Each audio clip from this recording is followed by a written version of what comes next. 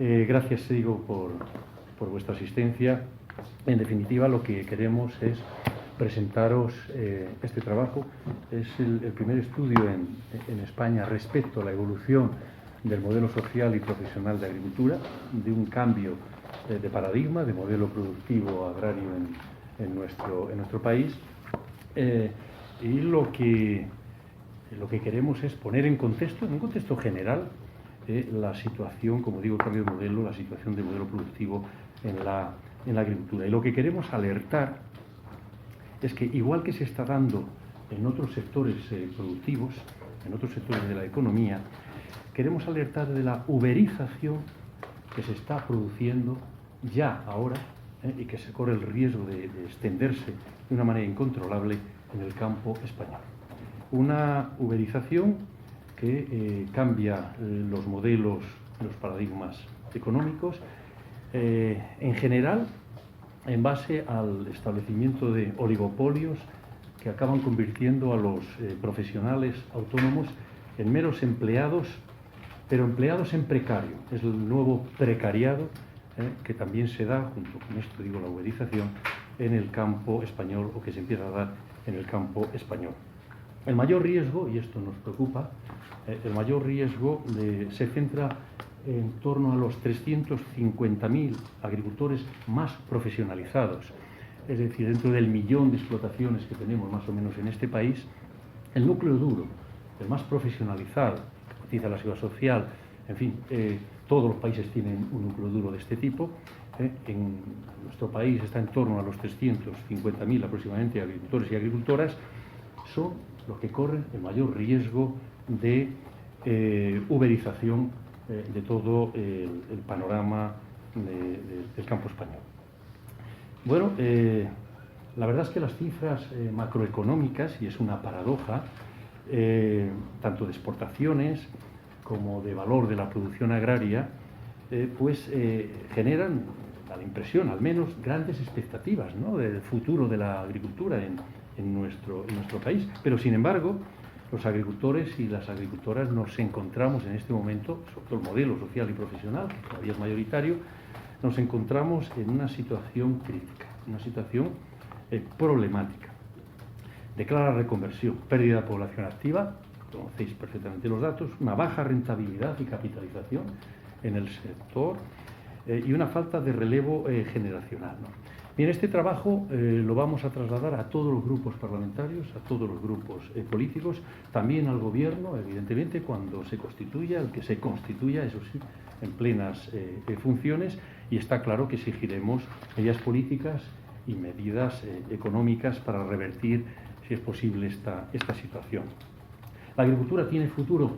Nos preguntamos también en este trabajo. Sí, tiene un futuro muy prometedor. Ahí están los datos de la FAO, las exigencias de la población en cuanto a alimentación, etcétera, es la base de la alimentación. Una de las claves de futuro es la seguridad alimentaria, por lo tanto, ¿cómo va a tener futuro? Por otra parte, cubre y estamos vinculados a otros retos para el siglo XXI, retos como, aparte de la seguridad alimentaria, la lucha contra el cambio climático, la sostenibilidad en general medioambiental, la transición energética, que también evidentemente nos implica, la gestión del territorio y la propia transformación digital, la nueva revolución tecnológica en la que también evidentemente estamos implicados. Aparentemente el sector, se podría decir por macromagnitudes, está muy bien, tenéis ahí datos.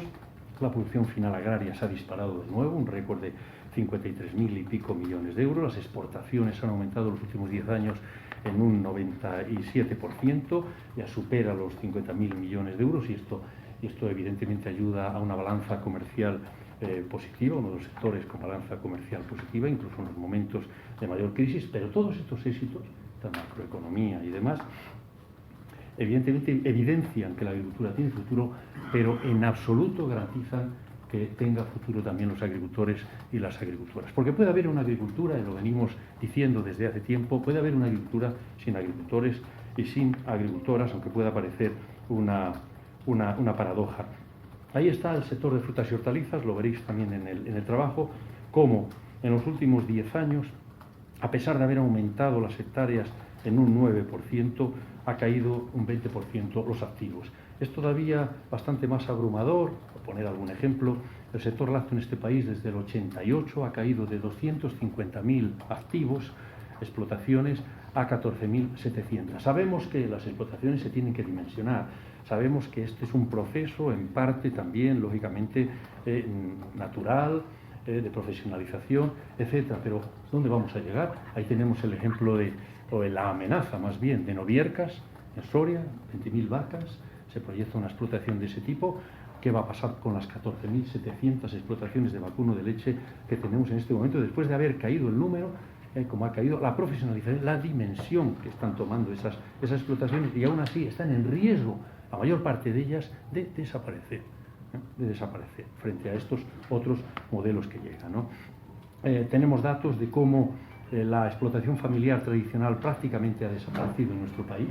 Hablamos todavía de agricultura familiar, pero en un genérico, porque fijaros que de la población activa, la encuesta de población activa, 300.000, 306.000 aproximadamente titulares son trabajadores por cuenta propia, es decir, profesionales por cuenta propia, pero solo 20.000 de estos profesionales, solo 20.000 son ayudas familiares, mientras que el resto son asalariados, 500.000 trabajadores, 200.000 parados, pero en todo caso trabajadores por cuenta ajena. Podemos decir que la explotación familiar, la ayuda familiar, etcétera, prácticamente ha desaparecido. En cuanto a rentas, por dar también algún dato, es decir, incluso a estas alturas y con las ayudas de la PAC, apenas alcanzamos el 71% del salario medio del conjunto de los sectores productivos.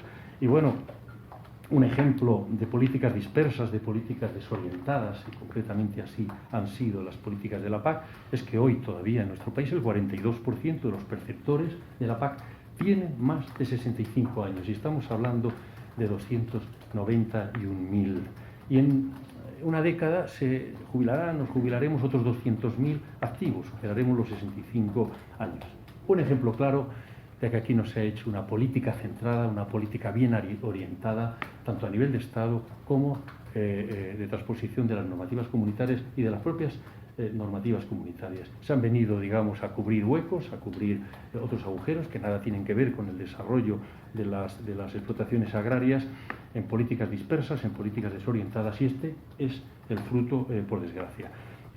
Por eso decimos que el modelo social y profesional está en peligro. Hay determinadas dinámicas de mercado, porque desde luego no es fruto de una maldición del cielo, es fruto de políticas desreguladoras, de políticas y dinámicas de mercado, evidentemente que no tienen un carácter social, que no tienen una orientación hacia el modelo social y profesional, y esto es lo que nos está llevando a esta situación. Y la cadena alimentaria, así como la cadena de insumos, son dos grandes estructuras de estrangulamiento de nuestro modelo social y profesional. Fijaros que frente al casi 1 millón de explotaciones agrarias nos encontramos con 6 grandes grupos de distribución alimentaria en España, que controlan aproximadamente el 56% de la distribución alimentaria en nuestro país, ¿no?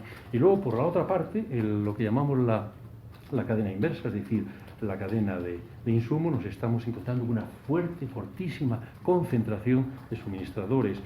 Ahí tenemos una concentración de poder inmensa. Ahí tenemos el ejemplo de Bayer Monsanto, tenemos el ejemplo también de Dow DuPont, de Syngenta en China, es decir, poderes totales. Simplemente por dar un dato, Bayer Monsanto factura ya más que el valor equivalente, que el valor de toda la producción agraria española. Es más, factura más que todo el valor de la exportación, que somos uno de los grandes países exportadores de las exportaciones agroalimentarias de nuestro país. Eso da la idea de dimensión y de concentración de poder. Claro, ellos son, tanto la cadena alimentaria, por un lado, como la cadena de insumos, quien establecen los precios en origen, los precios que para nosotros son costes de los insumos, y cómo se reparten los beneficios. La cadena alimentaria, a pesar de la ley de mejora de la cadena, está absolutamente desequilibrada, no nos está dando suficiente respuesta, no hay un reparto de los valores añadidos para quien producimos esos valores también, que es el sector agrario, se van esos valores añadidos a corredores, intermediarios, mayoristas, exportadores, minoristas. Por eso seguimos denunciando que el valor de lo que producimos no llega a quienes lo producimos. Luego la digitalización. La transformación digital es un gran reto, por supuesto, para el sector agrario. Es también una gran oportunidad y nosotros apostamos por la innovación, por la digitalización. Por eso estamos en primera línea, Datagri, etcétera, como bien sabéis, pero es un riesgo también y es una amenaza.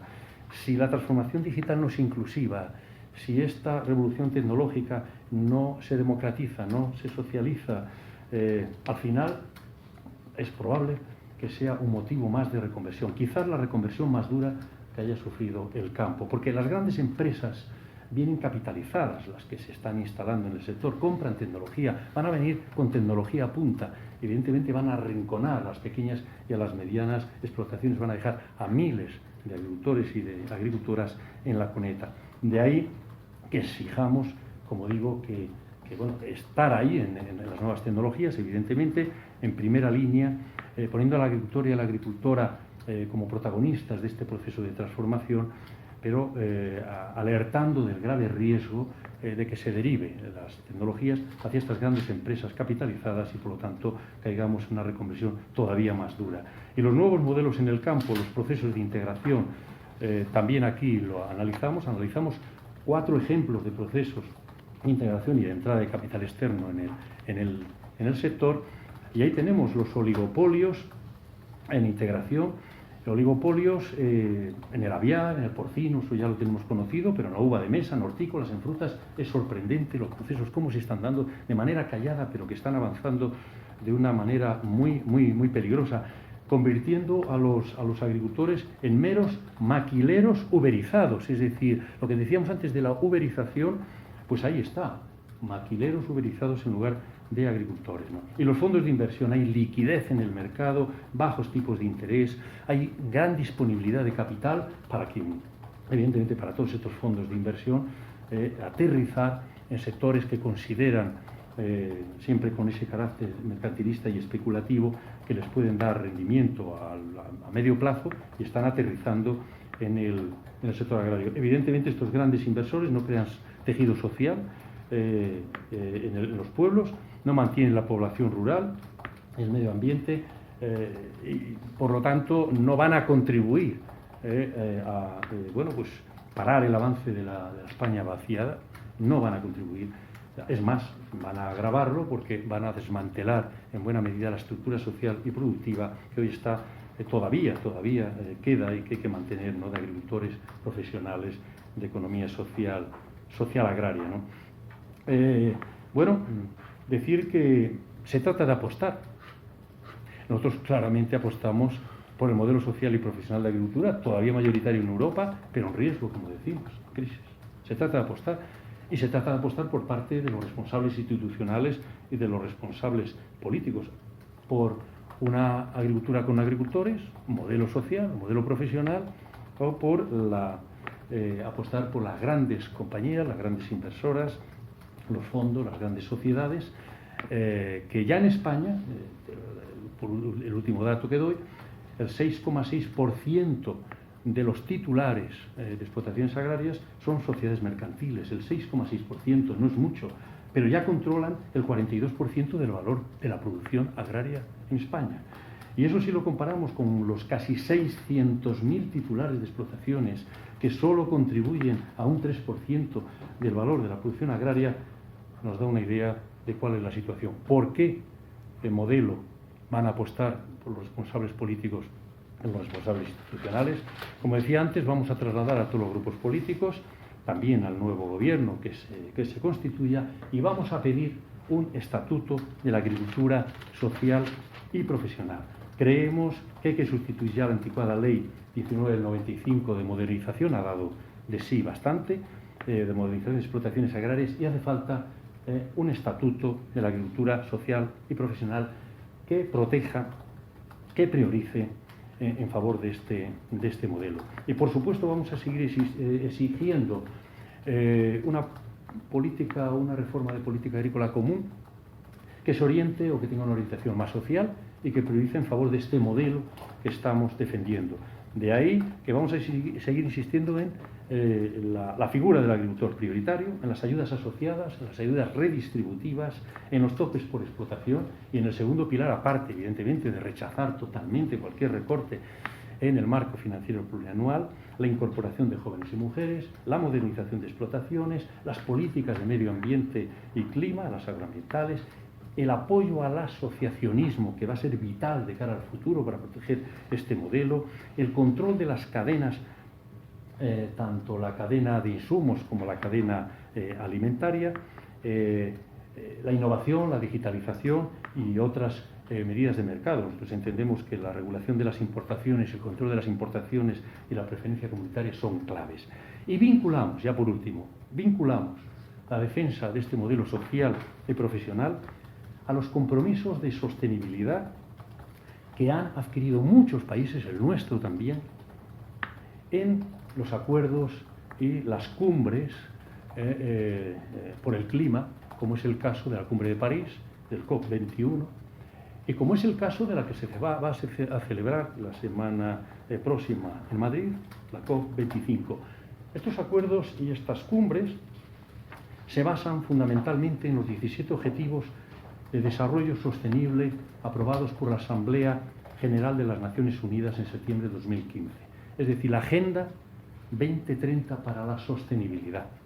Pues bien, el objetivo 2 de los 17, el objetivo 2 de la Agenda 2030 para la sostenibilidad, dice literalmente: conseguir como objetivo la seguridad alimentaria y nutricional y procurar la agricultura sostenible. Está apostando claramente por un modelo alimentario y por un modelo de agricultura sostenibles.